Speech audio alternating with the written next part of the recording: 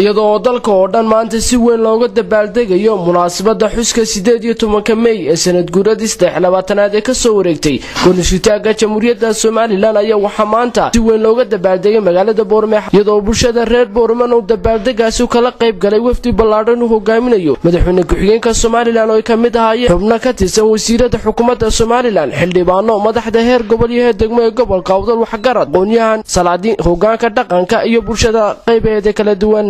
saacadu markii ay mareysay 7:00 subaxnimo ayaa waxay ciidanka qalabka sida ay dowladdu ay ku mareen wadada halbowlaha ee magaalada Boorame iyadoo markii dambe isugu yimid garoonka khayriyada la markaana salaan saraf iyo mas'uuliyiintii goobtaasi ku sugnaa waxa halkaas ugu horeyntii ka hadlay duqa degmada Boorame Saleebaan Xasan Xadi iyo badhasaabka gobolka Awdal Mudane Cabdu Axmed Ayr waxayna yiraahdeen aynu nahay bulshada reer Awdal gaar ahaan degmada Boorame waxa la noolaato degmada Boorame shirkeedu waa noolaadaan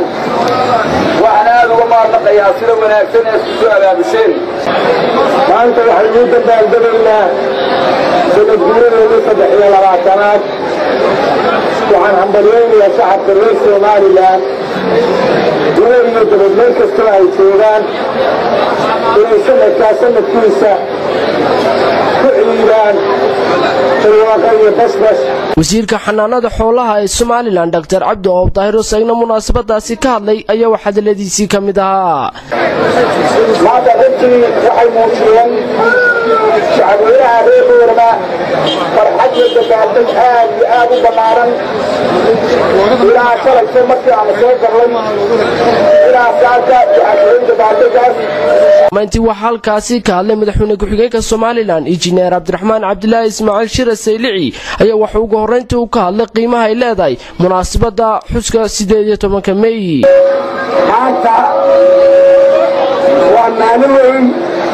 ilaaha weyn maanta waa maalin weyn waa maalin qiimo badan leh aynu dabaaldegayno sanad guuradii 23aad ee ka soo wareegtay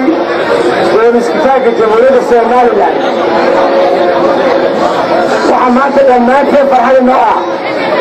intayna ilaahay halkaas ku keenayna waxaa faal qabna oo nabad qabna iyo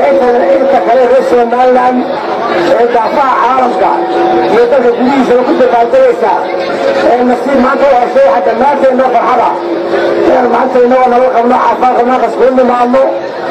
farxadda 3 guurada Koonfurta Jamhuuriyadda Soomaaliland ka soo wada qayb galo yaa dhammaanteen farxad inoo ah